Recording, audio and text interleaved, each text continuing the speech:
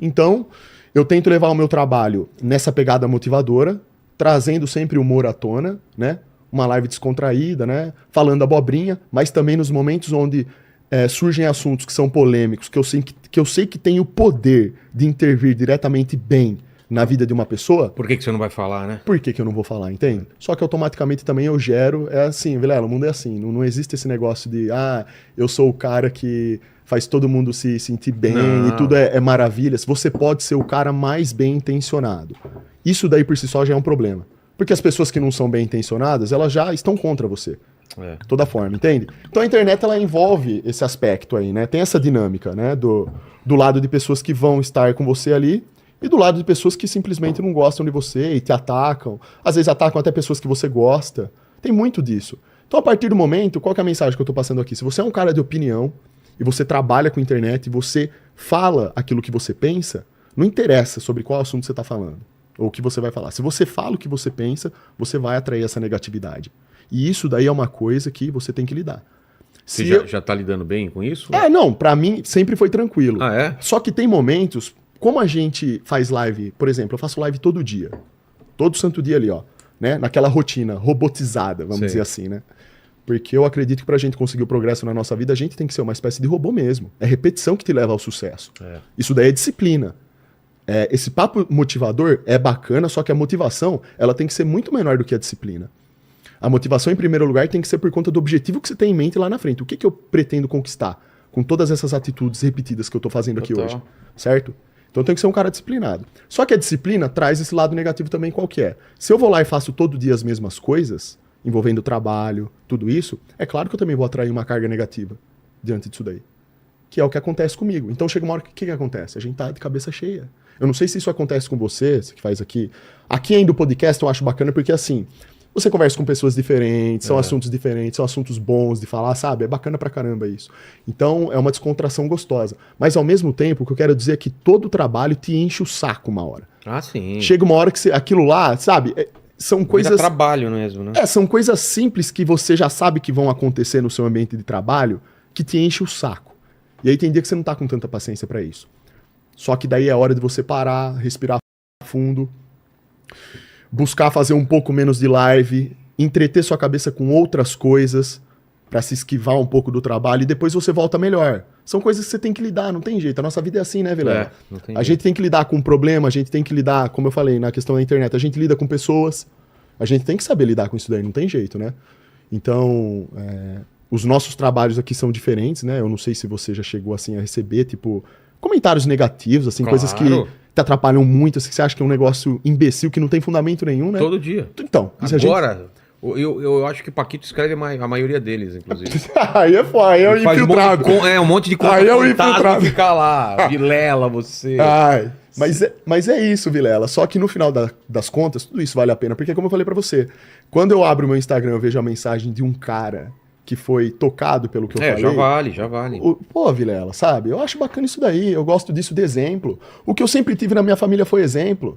Minha mãe e meu pai nunca precisaram falar um A pra mim, Vilela. A postura deles já me falava que eu tava errado. Eu era um moleque arteiro? Era. Eu ia lá fazer uma bagunça, por exemplo, coisas da infância, né, que a gente faz. Pô, minha mãe, através da postura dela, eu já percebia que eu tava errado. Então, são épocas assim, eu cresci num ambiente onde eu sempre tive um bom discernimento entre o certo e o errado. E através do exemplo que eu tive dentro de casa, eu acho que eu acabei cultivando isso daí, sabe? Entendi que se a gente busca sempre fazer o certo, mesmo que a gente não queira realmente fazer aquilo, porque o ser humano é complicado, né? A gente faz, é aquele negócio. O que é certo pra você pode não ser certo pra mim. Eu não quero fazer o que é certo pra mim ou certo pra você. O que tem que ser feito é o que é certo pra todos, ou pra maioria. Pra mim é assim, a gente tem que pensar em coletividade. O pensamento individualista, ele é bom até um certo ponto. À medida que isso fica muito extrapolante na sua vida, você passa a virar um cara egoísta, você passa a ser um cara que toma decisões só favorecendo o seu lado, e a chance de você se corromper através disso é alta. Agora, se eu sou um cara que eu tenho um pensamento mais coletivista, ou seja, eu penso mais no coletivo, eu penso nos demais, e tento tomar sempre uma decisão certa, não porque ela só vai me beneficiar, mas vai beneficiar outras pessoas também, aí sim o progresso vem, cara. Eu acredito nisso, entende? Inclusive, isso poderia até criar um alicerce disso com a situação do nosso país, agora envolvendo política, que é um assunto que eu gosto muito também. Se a gente vivesse num país sério, onde, em primeiro lugar, o povo deixasse de ser menos hipócrita e passasse a acertar mais nas coisas deles, pessoais, do dia a dia deles, nós viveríamos já num país melhor. Por quê? Porque as pessoas, quando elas fazem o que é certo, não só para elas, mas certo para os outros também, isso gera uma energia. Isso daí gera um efeito dominó. Se eu faço o que é certo para mim e para os outros aqui hoje, você, ele, a minha namorada, qualquer pessoa que esteja próxima de mim que absorveu o exemplo, ela vai fazer isso também. Isso vai sendo reproduzido e vai contagiando outras pessoas.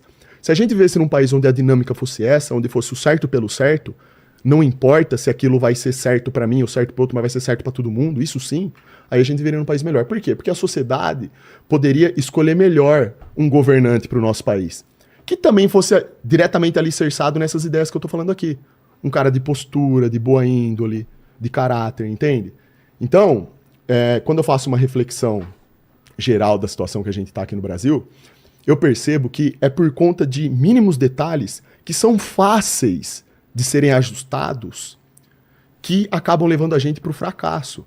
E se a gente ajustasse esses detalhes, se o povo começasse a estabelecer um pouco mais de critério sobre as coisas, pensasse um pouco melhor sobre as coisas, não perdesse tanto tempo com abobrinhas, porque hoje em dia a gente é bombardeado pela mídia com um monte de abobrinha. Total. Tem muita coisa que desvia a gente do caminho, Vilela. TikTok, Instagram. Essas ferramentas são boas para você passar informações boas. Coisas que envolvem seu trabalho, por exemplo. Isso aí é bacana. Mas o tanto de informação imunda que tem nisso, e que acaba fazendo você perder tempo, você vira um procrastinador. Inclusive, né, tem pessoas que são muito viciadas nisso. Não, pessoas não, a maioria hoje, né? É coisa que assim, eu tô andando na rua, eu tô dirigindo, a pessoa não sabe mais atravessar a rua. Ela vai atravessar a rua, ela tá assim, ó, Vilela. Ela não olha pro lado. Eu vejo isso quase todo dia, Vilela. O cara se atropelado. Eu simplesmente não entendo. E daí você dá uma buzinadinha, o cara até assusta e sai correndo. Do que pensa que vai ser atropelado. Então, tipo assim, olha... Tem gente que cai em bueiro, cara, por causa do celular. Cara, cai em bueiro, cai em bueiro. Bueiro aberto. Você caiu em bueiro? Eu ia falar isso agora. O quê? Eu caí dentro do bueiro em Brasília. Era. Só que ela não foi Ela por causa... caiu num bueiro em Brasília? Brasília é um bueiro. Já tava lá. Já tava. Tava no esgoto já, né? Complicado. Mas no caso dela foi porque... Foi meio que uma armadilha que montaram lá. Por quê? Porque tava de noite e o bueiro ele tava aberto e os caras colocaram uns negócios assim em cima. Não foi isso? Fala no microfone aqui, por favor, aqui, ó. Nossa, eu falava pra todo mundo que eu caí no bueiro. Agora tarde demais. Eu tava caminhando assim, tava indo pro shopping em Brasília, aí era escuro assim, tava falando com a minha mãe, mexendo no celular, tudo, quando eu vi, caí lá dentro. Mas não tinha uns galhos em cima lá? Colocaram depois, pra ninguém cair depois, mais. Depois eu passei uma eu achei que outra eles tinham hora. colocado antes. Eu E não passei uma outra não se hora. machucou? Machuquei tudo a perna, ralei tudo, porque era meio cimento assim, sabe? Sei. Era como se fosse um bueiro no meio da calçada, sei lá. Nossa, Fica eu enfiei que uma doideira, perna, a cara. outra, meu celular saiu voando. Nossa, tá horrível. Pô, os caras não prestam pra arrumar Sei um que bueiro, eu vai largar caí um no bueiro bueiro, lá. cara, em Brasília.